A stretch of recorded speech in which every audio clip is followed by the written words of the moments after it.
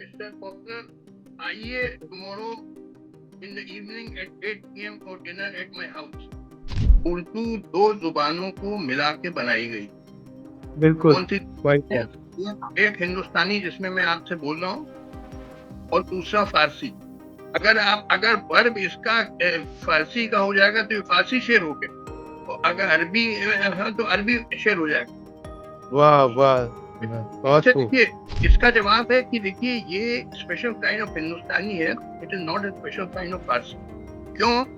अब ये सेंटेंस में 1 दर्जन वर्ड्स हैं जिसमें से 11 अंग्रेजी के हैं, सिर्फ एक लफ्ज हिंदुस्तानी के आई है, but it is a Hindustani sentence, not an English sentence. Although 11 of the word sentence are वाह English. वाह बहुत खूब सर।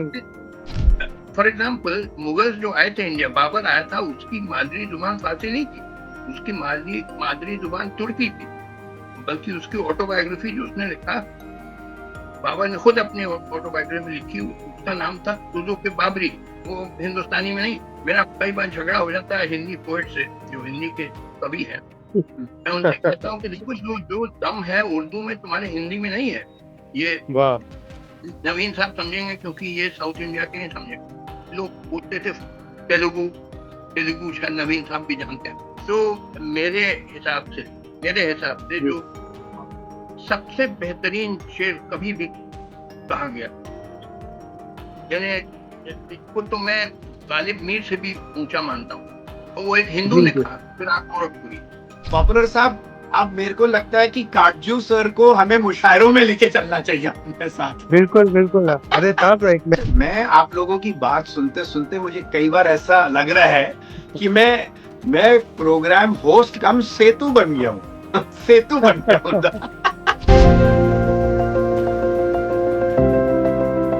नमस्कार और आदाब दोस्तों।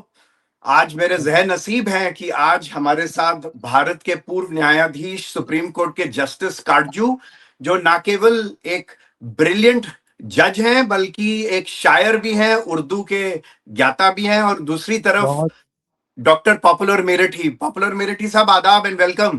आदाब आदाब, नमस्कार सर। साहब आपने बहुत माशाल्लाह, मैं तो आपको बहुत हमेशा से आपका फैन रहा हूँ और हमेशा आपको सुनता रहा हूँ। एक बहुत अच्छे शायर भी हैं आप, और शायरी के बारे में, उर्दू के बारे में जितना ज्ञान आपको है, तो बहरहाल मैं समझता हूँ बहुत मुशायरे नशीद से, और आपका शायरों से भी मुलाकातें रहती हैं, और निविन भाई तो बराबर आपके बारे में कहते रहते हैं। और मैं आप जो इंटरव्यू वगैरह आपने किए वो सब देखे हैं, और कपिल सिब्बल साहब का आपका माशाल्लाह। तो काटजू वैसे सदना काटजू का शायर उर्दू का। Katju sir, what was the beginning of Urdu? Urdu शुरू कैसे हुई काटजू सर? देखिए, एक गलत फहमी है कि ये it was the language of the camp, मगर वो गलत फहमी। लोग कहते हैं कि वो जो क्या कहते हैं, फौजी कैंप को क्या कहते हैं, हाँ, वो कहते हैं लश्कर में लश्करी जबान कहा जाता है इसको। ये वो लश्करी जुबान नहीं है, बिल्कुल गलत कहा जाता है। अब सुनिए, हाँ, ये तो मैं कहता बिल्कुल हूँ, मैं रीजन दे रहा हूँ कि बिल्कुल गलत फहमी की लश्करी जुबान है। मैं आपको बताता हूँ क्यों। देखिए, उर्दू दो जुबानों को मिला के बनाई गई। बिल्कुल कौन सी? वही है। एक हिंदुस्तानी जिसमें मैं आपसे बोल रहा हूँ, और दूसरा फारसी। दो जुबानों, बिल्कुल तभी एक जमाने में इसको रेख्ता कहते, रेख्ता मतलब मिली जुली, हाइब्रिड। मिली जुली जबान रेखता जी, बहुत सी जबानों के इसमें अल्फाज शामिल हैं। बहुत सी जुबानें तो हैं, बहुत, मुख्य दो हैं। एक जिसमें मैं आपसे बोल रहा हूँ हिंदुस्तानी, और एक माइंड यू, इसके जो वर्ब्स हैं, जिसको उर्दू में फेल कहते हैं, हिंदी में क्रिया कहते हैं, वो सब बिल्कुल वही हिंदुस्तानी। है। अगर वर्ब इसका फारसी का हो जाएगा तो ये फारसी शेर हो गया, और अगर अरबी है तो अरबी शेर हो जाएगा। वाह वाह, बहुत इससे खूब। देखिए, कोई, ये आप देखिए, दो जुबानों को मिला के बनाई गई, हिंदुस्तानी और बिल्कुल फारसी। तो दूसरा सवाल उठता है कि क्या ये is it a special kind of Hindustani और स्पेशल काइंड ऑफ फारसी? क्योंकि अगर स्पेशल काइंड ऑफ फारसी है तो ये फॉरेन लैंग्वेज हो गई, और स्पेशल काइंड ऑफ बिल्कुल हिंदुस्तानी तो इंडिजिनस इंडियन लैंग्वेज हुई। इसका जवाब है कि देखिए ये स्पेशल काइंड ऑफ हिंदुस्तानी है, it is not a special kind of Farsi. क्यों? बिल्कुल। हर चीज का रीजन देता हूं मैं। देखिए, अगर आप कोई सेंटेंस ले लीजिए, कोई जुमला ले लीजिए कि पॉपुलर मिस्टर पॉपुलर आइए tomorrow in the evening at 8 PM for dinner at my house. अब ये सेंटेंस में 1 दर्जन वर्ड्स हैं जिसमें से 11 अंग्रेजी के हैं, सिर्फ जी जी। एक लफ्ज हिंदुस्तानी के आइए, but it is a Hindustani sentence, not an English sentence. Although 11 of the words in the sentence are वाह English. वाह वाह, बहुत खूब सर, कहने का मतलब, अरे सुनिए, जबरदस्त। टू फाइंड आउट कि किस लैंग्वेज का कोई सेंटेंस है, ये पूछिए कि उसमें वर्ब यानी जिसको हिंदी में क्रिया कहते हैं, उर्दू में फेल कहते हैं, वो किस जुबान का है। उर्दू में किसी भी आप शायर को ले लीजिए, मोस्ट पजनाइज शायर ले लीजिए, गालिब, मीर वगैरह, आप देखेंगे जो उनके वर्ब्स होंगे वो सरल हिंदी में होंगे। जैसे फॉर एग्जांपल गालिब का लीजिए, देखो मुझे जो दीदाए इबरत निगाह हो, मेरी सुनो जो गोशे नसीहत नियोश है। अब देखिए वाह। इसमें जो लफ्ज है, देखो, सुनो, है, ये सरल हिंदी, बोलचाल की हिंदी में। नाउन और एडजेक्टिव में be of Farsi and Arabic, but in every Urdu sher of any poet, किसी पोएट का आप पाएंगे जो उसका वर्ब है वो it will always be in simple Hindi. कोई बहुत भी खूब। आप ले लीजिए। तो ये this shows it is a special kind of Hindustani, not a special kind of Farsi. और ये इंपॉर्टेंट इसलिए है to show it is an indigenous language, not a foreign. देखिए, अरबिक और फारसी ये विदेशी जुबान है, हालांकि इनकी भी बड़ी मैं इज्जत करता हूँ, मगर they are not Indian, they are foreign language. But Urdu is a indigenous language because verbs are always in. अच्छा, अब देखिए, अब सवाल है कि ये दो जुबानों को मिला के बनाई गई, उर्दू और फारसी। तो जी फारसी कहाँ से टपक पड़ी? फारसी तो फारस ईरान की लैंग्वेज, यहाँ कहाँ से आके टपक पड़ी? मेरे जहन में हमेशा सवाल उठते रहते हैं, फारसी कहाँ से आ गई भाई? ये तो इंडिया है, दिस इज नॉट ईरान, कहाँ से आ गई फारसी? बिल्कुल। अब क्वाइट उसका राइट। जवाब भी सुनिए। अरे भाई, जब सवाल है तो मैं जवाब भी ढूंढता हूँ। अब सुनिए जवाब। देखिए, पर्शिया में, ईरान में फारसी जुबान को बड़ी हाईली डेवलप किया था great poets like Hafiz, Saadi, Rumi, Firdausi, Omar Khayyam. Language of great sophistication. For example, Mughals जो आए थे इंडिया, बाबर आया था, उसकी मादरी जुबान फारसी नहीं थी, उसकी मादरी जुबान तुर्की थी। बल्कि उसकी ऑटोबायोग्राफी जो उसने लिखा, बाबर ने खुद अपनी ऑटोबायोग्राफी लिखी, उसका नाम था Tuzuk Babri. It was written in the Turkish language. उसको अकबर, उसके जी ग्रैंडसन ने जी। करके बाबरनामा फारसी में किया। तो क्यों नहीं मुगलों ने अपनी कोर्ट लैंग्वेज तुर्की बनाई, क्यों फारसी बनाई? अब देखिए, दूसरा सवाल मेरे जहन में आ जाता है, मेरे जहन में हम सवाल उठते रहते हैं कि जब जाहिर मुगल है। आए, उनकी मादरी जुबान जब तुर्की थी, तो कोर्ट लैंग्वेज उन्होंने फारसी क्यों बना दी, तुर्की क्यों नहीं बनाई? उसका माशाल्लाह। देखिए, ये राजा टोडरमल ने ऑर्डर इशू किया, in who was the finance minister of Akbar, कि सारे रेवेन्यू और जुडिशियल रिकॉर्ड सब फारसी में होंगे। तो फारसी में क्यों, तुर्की में क्यों नहीं? उसका जवाब यह है कि Farsi was much more develop than Turkish. Turkish जी हालांकि मादरी जुबान थी मुगलों की, मगर वो उतनी हाईली उस लेवल के पोएट्स नहीं थे टर्किश में जैसे कि फारसी में थे। तो देखिए, अब देखिए, दो लैंग्वेजेस का कॉम्बिनेशन हो गया, फारसी और जी हिंदुस्तानी। जी अच्छा, जी। Farsi the language of aristocrats and Hindustani is the language of the common man. तो उर्दू में देखिए ड्यूअल नेचर है। ड्यूअल नेचर क्या? कि एक तरफ कॉमन मैन की भी जुबान है, और एक ये एरिस्टोक्रेटिक टच भी है। इसमें जो नफासत और नजाकत है, जो जी सोफिस्टिकेशन जी। है, वो वो हिंदुस्तानी में नहीं। मेरा कई बार झगड़ा हो जाता है हिंदी पोएट से, जो हिंदी के कवि हैं। मैं उनसे कहता हूँ कि देखो, जो जो दम है उर्दू में, तुम्हारे हिंदी में नहीं है। वो मुझसे बड़े नाराज हो जाते हैं। मैंने कहा, देखो, ये नाराज होने की बात नहीं, क्योंकि कोर्ट लैंग्वेज होने की वजह से उसमें एक सोफिस्टिकेशन आया। बहुत खूब। कि हिंदी जो तुम्हारी, देखिए, वो जो पोएट्स थे, सूर, तुलसी, कबीर, दे वर ग्रेट पोएट्स, मगर मॉडर्न हिंदी पोएट्री इज, मैंने बल्कि एक जगह एक हिंदी हिंदी का वो था, गोष्ठी थी, तो मैंने कहा कि आधुनिक हिंदी कविता ये दलित और घटिया किस्म की। ये मैंने लफ्ज यूज की।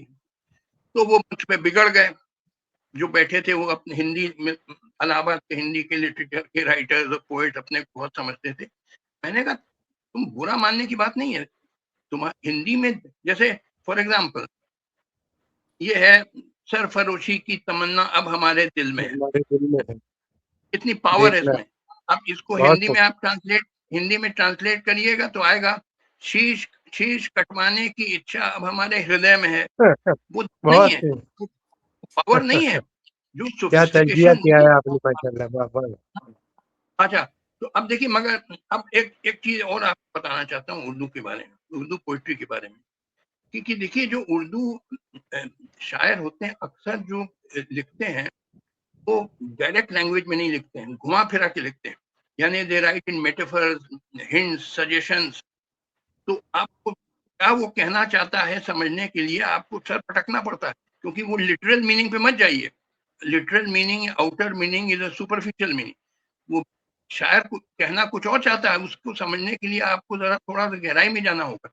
जैसे एग्जांपल लीजिए, फैज फैज का शेर है, गुलों में रंग भरे बाद नौ बहार बात चले, चले, चले भी आओ का आओगे गुलशन गुलशन का पर। कारोबार चले। अच्छा, इसका क्या बहुत मतलब हुआ? नहीं रुकिए, नहीं रुकिए, कोई भी उर्दू प्रोफेसर मुझे बता दे, आप बताइए इसका क्या मतलब। आप नहीं, आप लिटरल मीनिंग पे जाएंगे, लिटरल मीनिंग में जाएंगे, गुलों में यानी फूलों में रंग भरे, बाद मतलब सवेरे की हवा, वो बहार की चल रही है, जी ताकि गुलशन का काम चले। गुलशन मतलब बगीचा। ये तो जी ऊपरी मतलब है, सतही मतलब है, सुपरफिशियल लिटरल मीनिंग। मगर जी कहना कुछ और चाहता है। अब समझिए क्या कहना चाहता है, मैं आपको समझाता हूँ। जी जी बेहतर। ये यहाँ गुलशन जो शब्द है उसको लिटरल मीनिंग मत लीजिए कि बगीचा। यहाँ गुलशन का मतलब है मुल्क, कंट्री। तो वो जो दूसरा मिसरा है, चले भी आओ कि गुलशन का कारोबार चले, इसका मतलब है ये he is appealing to patriot, देशभक्तों को अपील कर रहा है कि आओ, देश बड़ी मुसीबत में है, आओ वाह तो वाह। इसका काम चले। काम नहीं चल पा रहा है, जैसे आज हिंदुस्तान का हाल है। और पहला सेंटेंस जो अब सुनिए, गुलों में रंग भरे बाद नौ बहार चले, बाहर इसका चले। क्या मतलब? सुनिए इसका मतलब क्या है। इसका मतलब है the objective situation in the country is ripe for a revolution. ये वाह रियल जी वाह, मीनिंग है। जबरदस्त। गुलों में रंग भरे बाद नौ बहार चले का मतलब, objective situation in the country is ripe for a revolution. वो आओ देशभक्तों, patriots come, country is in great difficulty, चले भी आओ कि गुलशन का काम नहीं चल, गुलशन का देश का काम कारोबार। नहीं चल पा रहा। ये मतलब देखिए, तो कहने का मतलब है कि एक ऊपरी लिटरल सतही मीनिंग होती है जो हम लोग समझते हैं, मगर उससे क्या शायर कहना चाहता है उसको जानने के लिए थोड़ी गहराई में जाना पड़ेगा, आपको सर पटकना पड़ेगा। देखिए बिल्कुल जैसे कि, बिल्कुल। हाँ देखिए, एक और शेर सुनिए, मजरू इरशाद। सुल्तानपुरी। खुला ही बैठे अहले हरम तो ए मजरू, हम भी बगल में लिए एक सनम का हाल चले। ये मजरू को बुलाया गया था पाकिस्तान में एक मुशायरे में, वहां जी पे जी उसने ये कहा, बुला ही बैठे अहले हरम तो ए मजरू, हम भी बगल में लिए एक सनम का हाथ चले। क्या मतलब इसका, मैं बताता वाह। हूँ आपका। देखिए, लिटरल जी मीनिंग पे जी मत जाइए। लिटरल मीनिंग देखिए, उर्दू पोइट्री की एक आउटर लिटरल सुपरफिशियल मीनिंग होती है, और एक सर, इनर मेरी मालूमात में इजाफा हो रहा है, माशाल्लाह, वाह वाह वाह। Real meaning. अच्छा, अब वो ये कहना ये चाहता है, देखिए वैसे तो हरम का मतलब है काबा, बिल्कुल। मगर यहाँ हरम से मतलब उसका है पाकिस्तान, क्योंकि पाकिस्तान ने अपने को डिक्लेयर कर दिया इस्लामिक स्टेट। बुला ही बैठे अहले हरम तो ए मजरू, ने पाकिस्तानियों ने मुझे बुला बुला बुला लिया, मगर वाह। हम भी बगल में एक सनम का हाथ चले। यानी वो कह रहा है कि सनम का मतलब है मूर्तियां, सनम का मतलब औरत, ब्यूटीफुल वुमन भी होता है मगर आइडल भी होता है। तो जी मजरू क्वाइट कह रहा राइट। है कि हालांकि एक होली इस्लामिक लैंड में मुझे बुलाया गया, मगर हम अपने साथ अपनी मूर्तियां जो बुत लेके आए, यानी कि अपना देश हिंदुस्तान हमने नहीं छोड़ा, जहाँ लोग मूर्तियों की पूजा करते हैं।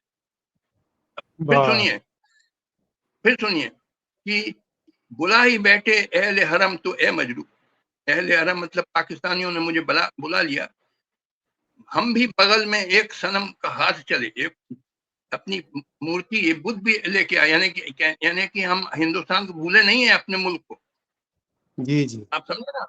तो ये थोड़ा सा गहराई में लोग नहीं जाते हैं ना, कि सुपरफिशियल मीनिंग देखते हैं।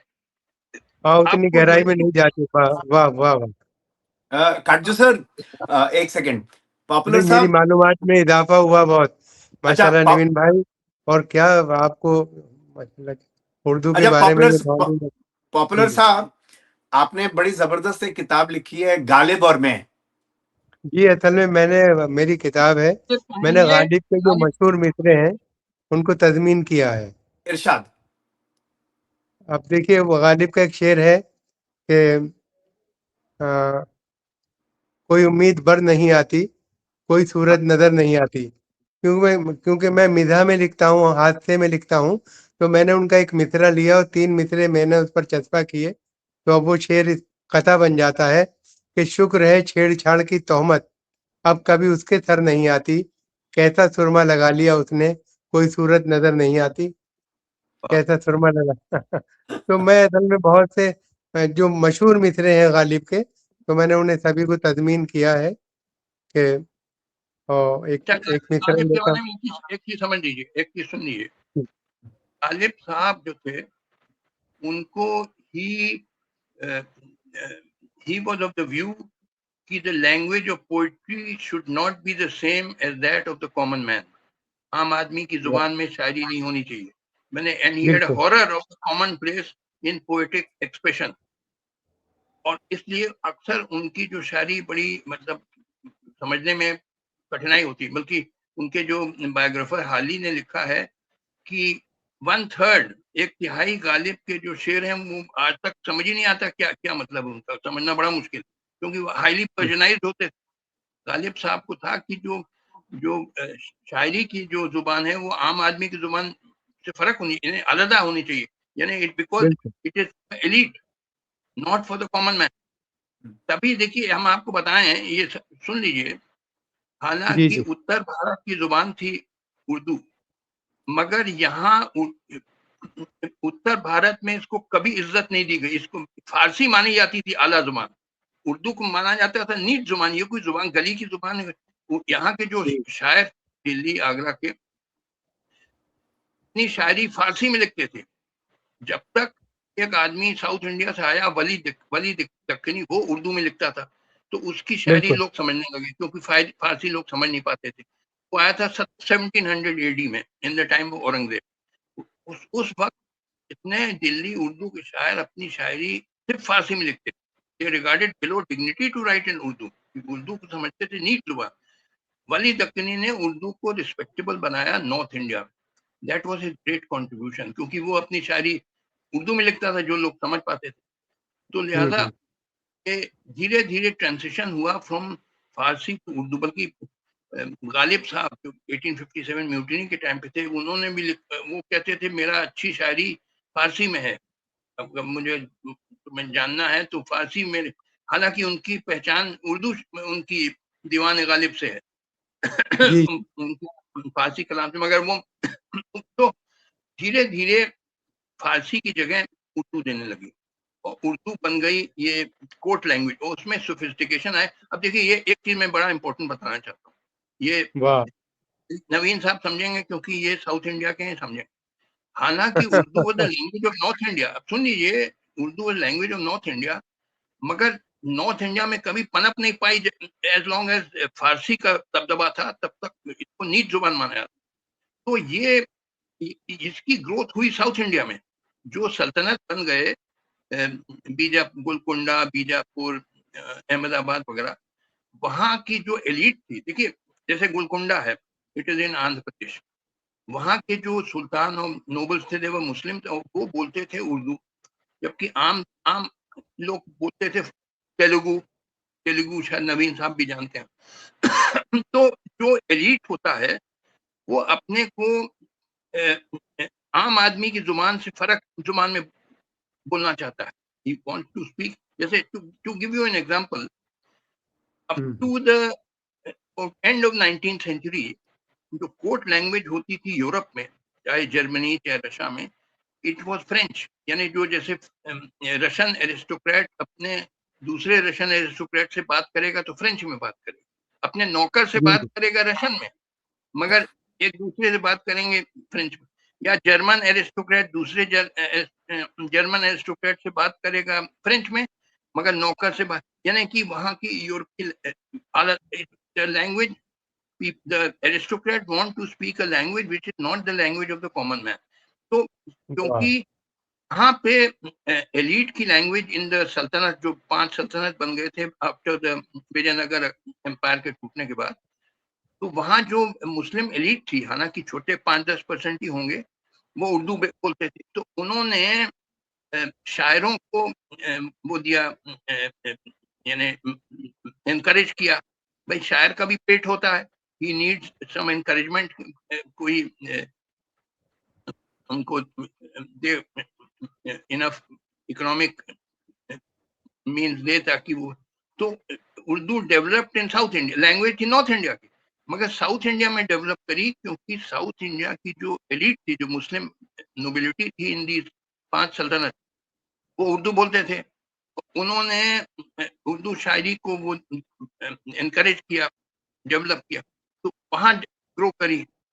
नॉर्थ इंडिया में क्योंकि फारसी का दबदबा था, तो उर्दू को नहीं अच्छी जुबान माना जाता था, नीच माना जाता, फारसी मानी जाती थी आला जुबान। तो बड़ी दक्कनी का कंट्रीब्यूशन उन्होंने जाके, वो 1700 में आए, 1700 टू दिल्ली, वो उर्दू में लिखते थे, उन्होंने उर्दू को रिस्पेक्टेबल बनाया नॉर्थ इंडिया। अदरवाइज यानी लैंग्वेज बहुत नॉर्थ इंडिया की थी, मगर डेवलप करी साउथ इंडिया में। अच्छा काटजू सर, पॉपुलर साहब वो मुंसिफ मुंसिफ वाला प्लीज सुनाइए, है। वो मुंसिफ के बारे में जो आप अच्छा हाँ, वो एक शेर है मेरे गजल का कि इस हाँ दौर में मुंसिफ का ये दावा भी गलत है, इंसाफ का रहता है तराजू मेरे आगे। क्या बात, बहुत खूब बहुत खूब। अच्छा वो इस दौर में, पॉपुलर साहब, जो तुक्का कभी तीर बन जाए। अच्छा मैंने कुछ कतात वगैरह की तरह विचारा है निविन भाई का, और देखिए मेरी मालूमात में निविन भाई बहुत इजाफा हुआ माशाल्लाह। आप तो इतनी मालूमात उर्दू के बारे में और शायरी के बारे में आपको है, बहुत खूब माशाल्लाह, मुबारकबाद आपको। आपने मेरे, बस मेरा क्या बताऊं, मेरे पास वो दिल का दरिया नुत की वादी में बह सकता नहीं, आदमी महसूस कर सकता है, कह सकता नहीं। मेरे पास तो वो अल्फाज भी नहीं है कि मैं आपका शुक्रिया अदा करूं कि आपने सर से मेरी मुलाकात कराई, और मुझे मेरी मालूमात में बहुत कुछ इजाफा हुआ, और एक सोचने का नजरिया बदला मेरा, बहुत खूब। बहुत अच्छा, और आप मैं जो कह रहे हैं तो बताना मैं मैं कुछ बताना कतार आपके पेश ये कर देता काटजू हूँ। साहब कुछ सुनाना चाहते हैं आप? हाँ जरूर सुनाइए, उसके बाद मैं एक शेर बता, जो मेरा नहीं है जी मगर जी बताना चाहता हूँ, उसका मतलब समझाना चाहता देखिए हूँ, आप मैंने अपना तो सुना। मौजूदा, आज के जो मौजूदा हालात हैं उस पर कुछ चार चार मिसरे हाजिर कर रहा हूँ कि किस तरह के नेता और लीडर हमारे सामने आते हैं कि अजब नहीं है जो तुक्का भी तीर हो जाए, अजब नहीं है जो तुक्का भी तीर हो जाए, फटे जो दूध तो फिर वो पनीर हो जाए, मवालियों को न देखा करो इकारत से, न जाने कौन सा गुंडा वजीर हो जाए। मवालियों को न देखा करो इशारत से, न जाने कौन सा गुंडा वजीर हो जाए। और खुशी की भीड़ में सदमों के बम नहीं मिलते, नए जमाने के नेता को गम नहीं मिलते, जिसे भी मिलना हो हमसे कभी अभी मिल ले, चुनाव जीतने के बाद हम नहीं मिलते, चुनाव जीतने के बाद हम नहीं मिलते। और एक देखिए जो नेता लोग दल बदलते हैं इधर से उधर, तो उस पर ये चार मिसरे हैं कि कभी इसे, कभी उस पार्टी को छोड़ देता हूँ, मैं सबके वास्ते अपनी खुशी को छोड़ देता हूँ, जहाँ के लोग मेरी असलियत को जान जाते हैं, कसम भगवान की मैं उस गली को छोड़ देता हूँ, वाह, कसम भगवान बहुत की मैं उस गली को छोड़ देता हूँ। तो मैंने बहुत कुछ नेताओं पर, समाज की जो हकाइक है समाज के ऊपर लिखता हूँ, देखता हूँ जो बुराइयां हैं उसे अपने व्यंग में ले आता हूँ, मतलब शायरी में। तो बहुत कुछ मैंने नेताओं पर, अगर आप कहें तो मैं एक नज्म भी सुना सकता हूँ। Please please. हाँ देखिए इरशाद। एक गुंडा मवाली जो है वो इलेक्शन में खड़ा हो रहा है, और वो किस तरह से वोट मांग रहा है, और ये देखिए इसका उन्वान है लीडर, कि जरा देख लो क्या से क्या हो गया हूँ, इलेक्शन में मैं भी खड़ा हो गया हूँ।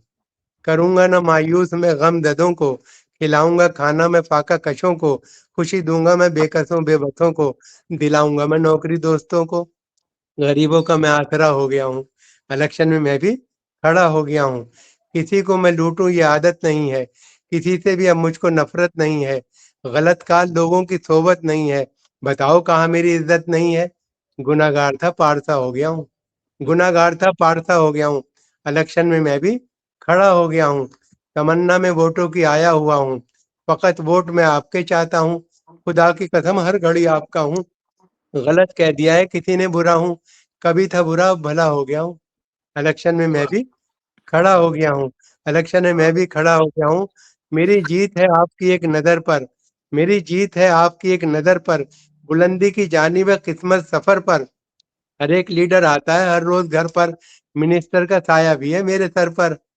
दुश्मनों के हक में भला हो गया हूँ, हरीफों के हक में भला हो गया हूँ। अब इलेक्शन में मैं भी खड़ा हो गया हूँ। और बन देखे कि मुझे कामयाबी का सेहरा अता हो, मुझे सुर्ख रूई का तोहफा अता हो, मैं कतरा सही मुझको दरिया अता हो, मोहब्बत के दामन का साया अता हो। मैं अब तो गुलाम आपका हो गया हूँ, मैं अब तो गुलाम आपका हो गया हूँ, इलेक्शन में मैं भी खड़ा हो गया हूँ। आखिरी बंद है कि जिधर तुम रहोगे उधर मैं रहूंगा, जिधर तुम रहोगे उधर मैं रहूंगा, तुम्हारी ही खातिर जीऊंगा मरूंगा, तुम्हारे खिलाफ अब न कुछ सुन सकूंगा, खुदा की कसम जो कहोगे करूंगा। मैं अब आदमी काम का हो गया हूँ, इलेक्शन में मैं भी खड़ा हो गया हूँ, इलेक्शन में मैं वाह, भी बहुत खूब, बहुत खूब, बहुत खूब। अच्छा काटजू सर, वो जो सासू माँ और वो बम वाला सुना दीजिए। अच्छा अच्छा। हाँ। कैसा, ये 4 पंक्तियां हैं, देखें कि कैसा हैरतनाक तकनीकी जमाना आ गया, कैसा हैरतनाक तकनीकी जमाना आ गया, यूं लगा जैसे कि खतरे में समंदर भर दिया। और मेरी सासू माँ भी है कैसी गजब की साइंटिस्ट, रोज फटने वाला बम मेरे हवाले कर दिया। वाह, कैसा बहुत खूब, हैरतनाक बहुत तकनीकी जमाना आ गया, यूं लगा जैसे कि खतरे में समंदर भर दिया। और मेरी सासू माँ भी है कैसी गजब की साइंटिस्ट, रोज फटने वाला बम मेरे हवाले कर दिया। और ये 4 मिसरे देखें कि फनकार हम हैं, जहन की ऊंची उड़ान है, फनकार हम हैं, जहन की ऊंची उड़ान है, दुनिया ये जानती है हमारी जो शान है। बेगम कहोगे हमको कहाँ तक बुरा भला, बस चुप रहो हमारे भी मुंह में जबान है, बस चुप रहो हमारे भी मुंह में जबान है। और देखें कि 6 महीने ही में यह हाल किया बीवी ने, 6 महीने ही में यह हाल किया बीवी ने, साल भर बाद तो शायद कभी ख्वाबों में मिले। इस तरह रखती है वो हमको दबाकर घर में, जिस तरह सूखे हुए फूल किताबों में मिले, जिस तरह सूखे हुए फूल किताबों में मिले। बहुत खूब, बहुत खूब, ये बहुत है सच के नेक नियत, नवीन भाई, कि ये है सच के नेक नियत, कभी थी ना है ना होगी, मेरे काम में शराफत कभी थी ना है ना होगी, मुझे नाज अपने फन पर के मैं जेब काटता हूँ, मुझे मांगने की आदत कभी थी ना है ना होगी, मुझे मांगने की आदत कभी थी ना है ना होगी। बहुत शुक्रिया। बहुत शुक्रिया। अच्छा अब काटजू आप सर, मुझे आप कुछ काफी सुनाना चाह रहे थे, आखिरी में आपसे भी सुनना है कुछ है, आप कह रहे थे आपसे कुछ भी सुनना शायरी। है। जी देखिए, जो मेरे हिसाब से मेरे हिसाब से जी जो सबसे बेहतरीन शेर कभी भी कहा गया, यानी इसको तो मैं गालिब मीर से भी ऊंचा मानता हूँ, और वो एक हिंदू जी ने जी कहा, फिराक गोरखपुरी। क्यों, जी मैं जी मैं अपना थोड़ा सा वक्त दीजिएगा, मुझे समझाना है ना, कि दो दो मिसरे हैं, मगर इसको काफी तवील तवील से समझाना। बिल्कुल वो बिल्कुल, बहुत शेर है, शुक्रिया। हर जर्रे पर एक कैफियत नीम छपी है, हर वाह, जर्रे अरे पर ये एक तो कैफियत कैफियत नीम नीम सभी है। छपी है, ऐसा किए दौरान ये गुनाहों की घड़ी है। अच्छा, इसका वाह, क्या मतलब? मिर्जा गालिब कभी नहीं करते थे जो मुशायरे में जाते थे, उनके जो बायोग्राफर हादी ने लिखा है, बहुत कम वो दाद देते थे मिर्जा, जब तक वो बिल्कुल बिल्कुल। कि वाकई में बहुत बढ़िया अच्छा शेर है। यानी आजकल तो साहब क्राउड हर शेर पे आपकी तालियां बजाएंगे, वाह वाह वाह वाह। मिर्जा गालिब नहीं करते थे, जब तक ही वो satisfied that it is really good बिल्कुल, शेर, नॉर्मली ही वुड नॉट, कभी दाद नहीं देते थे। अच्छा, आप सुनिए, बहुत खूब, बहुत अच्छी बात। सुनिए। इसका मतलब सुनिए, जी हर इरशाद। जर्रा पर एक कैफियत नीम शबीह, इसका क्या मतलब है? अब मैं समझाऊं। देखिए, मैंने आपको बताया कि उर्दू पोइट्री को लिटरली मत लिया करिए। अक्सर it has a deeper inner meaning, metaphorical meaning, जो पोएट कन्वेज थ्रू हिंट्स और सजेशंस और एल्यूजन्स, मेटाफर्स। जरा गहराई में जाना होता है। हर जर्रा, जर्रा तो आप जानते हैं पार्टिकल, हर जर्रे पर एक कैफियत जी मतलब कंडीशन, ये नीम शबी है। नीम मतलब आधा और शब मतलब रात। क्या मतलब? अब देखिए मैं आपको समझाता हूँ। हर जर्रे पर जी एक कैफियत भी है। कैफियत नीम शबी यानी देखिए, ये इस शेर, ये जो शेर है, it is in a marvel of condensation in two lines. It is conveying the essential qualities, characteristics of the transitional era. जो परिवर्तनशील युग होता है, यानी जैसे भारत जी गुजर रहा है, कहाँ क्या परिवर्तन कि सामंती समाज से आधुनिक समाज। अभी हम ना पूरे सामंती हैं ना पूरे आधे हैं, कहीं बीच में अटके हुए हैं। इंडिया ट्रांजिशन, हमारा भारत अभी परिवर्तनशील युग में चल रहा है, ट्रांजिशनल पीरियड से गुजर रहा है। वो उसको डिस्क्राइब करता है कि क्या उसके कैरेक्टरिस्टिक्स होते हैं, फीचर्स क्या होते हैं ट्रांजिशनल एज। हर जर्रे पर एक कैफियत नीम शबी है। नीम शबी, आधी रात, यानी देखिए, वो कह रहा है कि न पुराना है न नया है। जी आधा इधर, आधा दिन, आधा रात। वी आर बिल्कुल बिल्कुल। Half feudal, half modern. और मानिए रात को आप 12-1 बजे आप गहरी नींद में हैं, आपको कुछ जगा दे तो आप ये कंफ्यूज स्टेट में उठेंगे। बिल्कुल कंफ्यूजन है जो आज के हाल मुल्क में हो रहा है। टोटल किसी को समझ में नहीं आ रहा है कि मुल्क कहाँ जा रहा है, भटके हुए सब। हर जर्रे पर एक कैफियत नीम शबी है, यानी वाह thing is in state of confusion. जो ट्रांजिशनल पीरियड होता है, अगर आपने हिस्ट्री पढ़ी हो मॉडर्न यूरोप बहुत। की, वहाँ ट्रांजिशन हुआ था फ्रॉम से 16 टू 18 सेंचुरीज। और वो from from feudal society transition to modern society Europe में।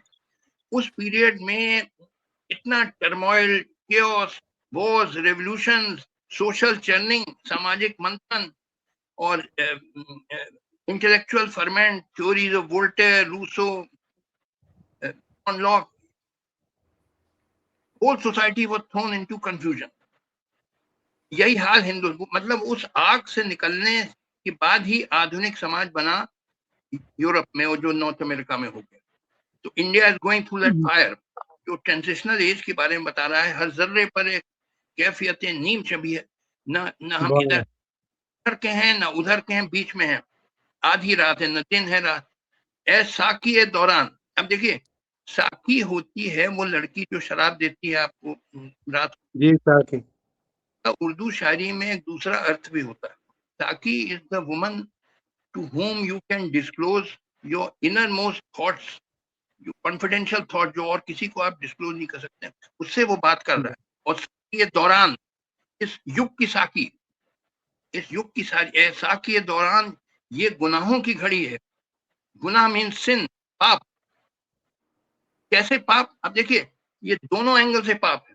जो फ्यूडल लोग होते हैं, सामंती लोग, वो मानते हैं कि intercaste marriage, inter religious marriage, love marriage, ये सब पाप है। फ्यूडल लोगों के पॉइंट ऑफ व्यू से ये पाप है। और वो अच्छी चीज मानते हैं, कास्ट सिस्टम को अच्छा मानते हैं, दलितों को नीच मानना अच्छा मानते हैं जो सामंती लोग।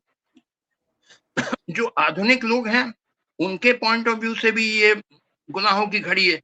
वो कहते हैं कि दलितों को नीच मानना बुरी चीज है। It is a sin to regard a section of your own वाह वाह society as inferior। बहुत खूब। तो दोनों, चाहे फ्यूडल लोगों के पॉइंट ऑफ व्यू से या मॉडर्न लोगों के पॉइंट ऑफ व्यू से, दोनों के पॉइंट ऑफ व्यू से ये गुनाहों की घड़ी है। ये जो ट्रांजिशन पीरियड है, इसमें जो वैल्यूज हैं, वैल्यूज बदल रही हैं। न पुरानी वैल्यूज हैं न नई वैल्यूज। पुरानी वैल्यूज टूट रही हैं, जैसे कास्ट सिस्टम धीरे धीरे वाह टूट क्या रहा है। तशरीह की है आपने माशाल्लाह। वाह वाह वाह। मगर मगर आधुनिक अभी समाज बना नहीं है। पुराना तो टूट रहा है समाज, जो सामंती समाज है, मगर आधुनिक समाज बना नहीं है। तो ये values change, values are rapidly changing. जो शेक्सपियर ने, अगर आपने मैकबेथ का उसका प्ले पढ़ा हो, उसमें शुरू में ही लिखता है fair is foul and foul is fair. यानी वाह, फेयर मतलब जो अच्छी चीज है वो आगे चल के फाउल हो जाती है, और फाउल इज फेयर। पढ़िए मैकबेथ। वो सिचुएशन है ट्रांजिशनल एज में, जो परिवर्तनशील युग। अब यही ये जो 10 किताबों में 500 1000 पेज की एक एक किताब में जो लिख सकते हैं, वो 2 लाइन में लिख दिया उसने। बहुत जो खूब, बहुत खूब, बहुत वाह उर्दू वाह। शायरी में ये एक कैरेक्टरिस्टिक है कि इन अ मार्वल ऑफ कंडेंसेशन द शायर expresses an idea which normally can only be expressed in several volumes. ये पावर है बहुत उर्दू खूब, शायरी में। और हम्म, ये इस बिल्कुल इसमें बिल्कुल। ये तभी इसको सबसे मैं महान शायर, मैंने बहुत शायरी सब पढ़ी उर्दू, मीर गालिब, फिराक फैज, ये सब बहुत खूब। अरे वाह वाह। मुझे निविन मिला। भाई, आपने एक फिराक सेकंड। गोरखपुरी में शेर की जो तशरीह की है, बहुत उम्दा। और इस कमाल तरफ की किसका चीज है ध्यान, ये, बहुत। जो लोग कहते हैं कि उर्दू मुसलमानों की जुबान है, ये शेर तो एक हिंदू ने लिखा भाई। हिंदू तो ने ये लिखा गलत है। फिराक गोरखपुरी हमारे अहद के बड़े शायर थे। अच्छा, मेरे अब ऑन अब on a lighter note popular साहब, जाते जाते 2-4 चीजें आप सुना दीजिए, और 2 सिर्फ pure poetic versus Katju sir सुना देंगे। पॉपुलर साहब, आपसे 2-3। अच्छा अच्छा, लीजिए मैं आपको ना, लीजिए आपने कुछ शायरी पर बात चल रही है, तो मैं एक नज्म मेरी है, मीर और गालिब। सर ने मीर और गालिब का तज़किरा किया, और आपने जो तशरीह की अशार की, वो बहुत ज़बरदस्त है। हमारा तो ज़हन जा ही नहीं सकता उस तरफ, जो आपने शेर को समझा।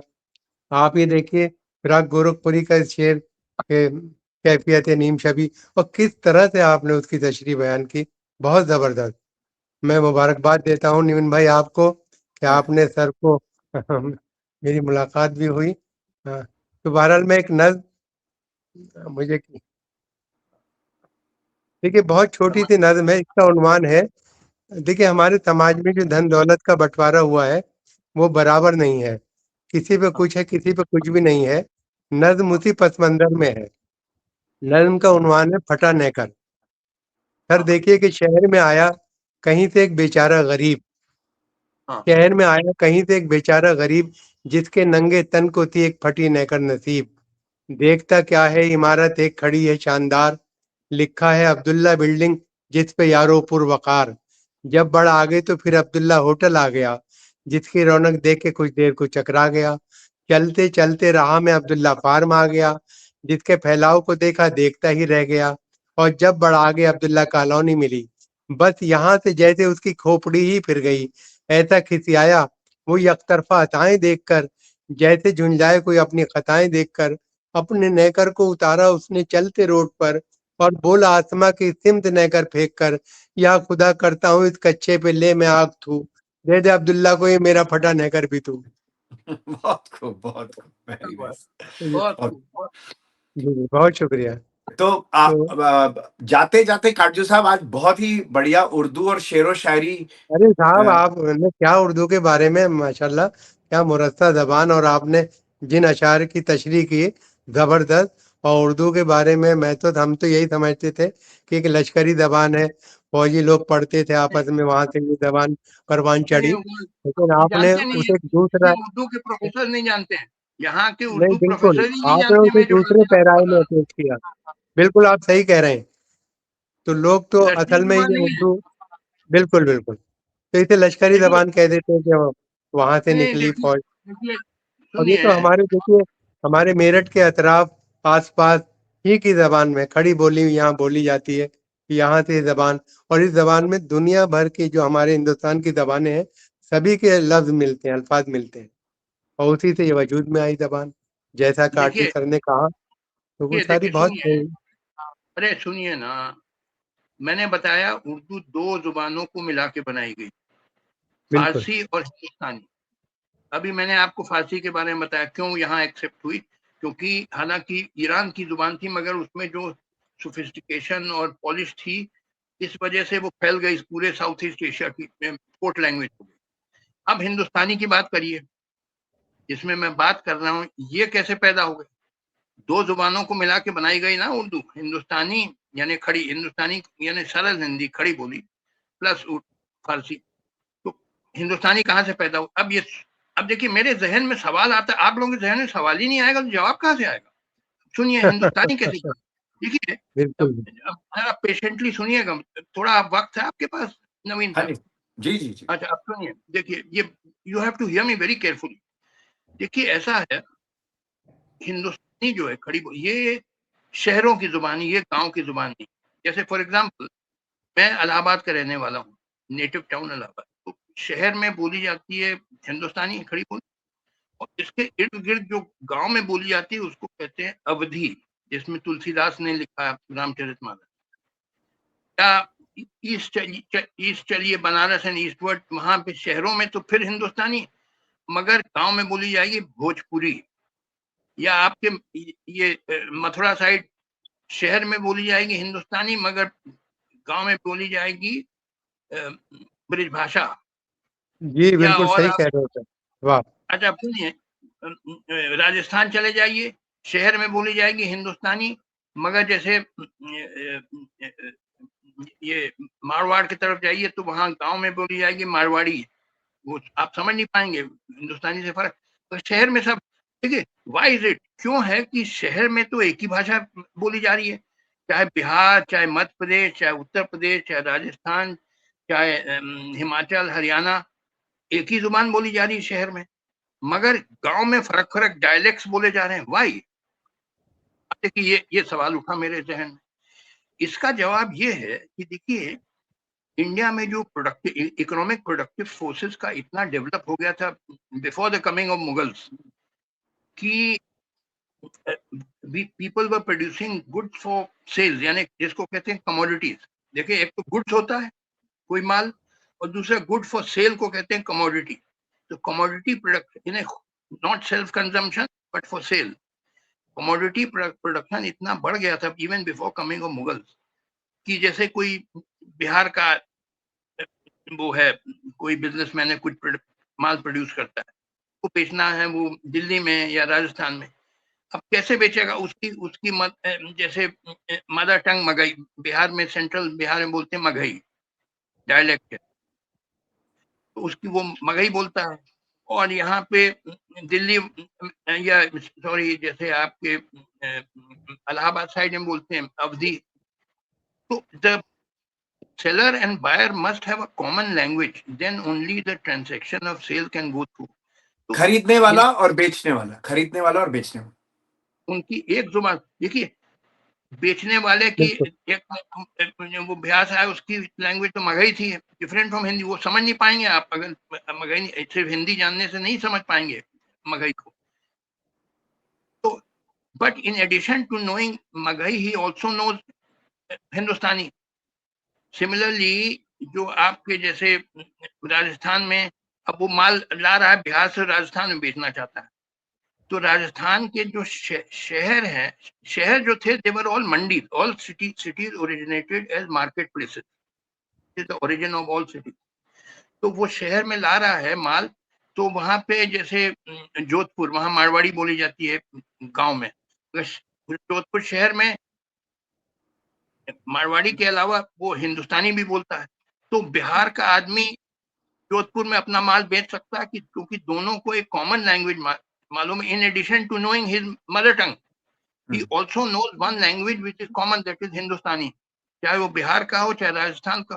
तो कहने का मतलब, because of the growth of the productive forces, when commodity production started taking place on a large scale, वाह जी वाह! तब नेसेसरी कि एक ऐसी जुबान बने जो शहरों की जुबान हो। क्योंकि शहर क्या होता है, city is all cities originated as market places, मंडियां होती थी, उसी को जब बड़ी हो गई तो शहर हो गया। तो शहर में माल बिकता है,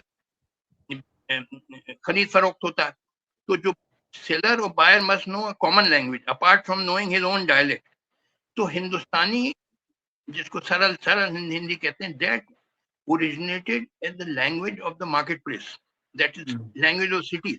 तो शहरों में एक ही जुबान बोली जा रही है, चाहे आप पटना में बिहार में हो, चाहे आप जोधपुर राजस्थान में हो, चाहे आप भोपाल मध्य प्रदेश में हो, चाहे मेरठ में हो, शहर में हिंदुस्तानी बोलेंगे। In addition to knowing his dialect, dialect फर्क फर्क है, मगर एक लैंग्वेज कॉमन है जो मगर शहर में बोली जाती है, गांव में नहीं। This is the justice origin of Hindustani. Justice Katju, point noted. मैं आप लोगों की बात सुनते सुनते मुझे कई बार ऐसा लग रहा है कि मैं प्रोग्राम होस्ट कम सेतु बन गया हूँ। सेतु बन गया हूँ। अरे आपकी मालूमात में भी तो इजाफा हुआ नवीन भाई उर्दू के बारे में। इजाफा तो हो रहा है, पर मेरी हिम्मत की भी तो दाद दीजिए कि मैं सेतु बन गया हूँ। अब आप भी उर्दू में आप शायरी तो कर ही रहे हैं आप माशाल्लाह, और उर्दू में भी कुछ ये किताब लाई है अपनी, बहुत अच्छा लिखते हैं आप भी। Thank you. अच्छा काटजू सर, जाते जाते मैं आपसे बता दूं, मैं 1969 में मैं आगरा गया था जी। वहां लुधियानवी ने जो ये शायरी पढ़ी, गालिब डेथ एनिवर्सरी फंक्शन था, गालिब डेथ एनिवर्सरी फंक्शन में साहिल लुधियानवी आए थे, मैं भी था वहां। अब ये मैं सुनाता हूँ जो लिखा साहिल लुधियानवी ने। जिन शहरों में गूंजी थी गालिब की नवा बरसों, जिन शहरों में गूंजी थी गालिब की नवा बरसों, उन शहरों में अब उर्दू बेनाम और निशान ठहरी। आजादी ए कामिल का ऐलान हुआ जिस दिन, मातूब जुबान ठहरी, गद्दार जुबान ठहरी। जिस अहद सियासत ने ये जिंदा जुबान कुचली, उस अहद सियासत को मरहूमों का गम क्यों है। गालिब जिसे कहते हैं उर्दू का ही शायर था, उर्दू पर सितम ढाकर गालिब पर करम वाह क्यों है। वाह वाह, जबरदस्त सर, वाह वाह। उर्दू को तो आप दबा दे रहे हैं, अब गालिब की तारीफ कर रहे आपको हैं आप। ये नज्म अजबर है पूरा, अच्छा, कितने अच्छे रंगों से सुना पॉपुलर रहे, वाह पॉपुलर वाह। साहब एक सेकंड, काटजू सर एक सेकंड।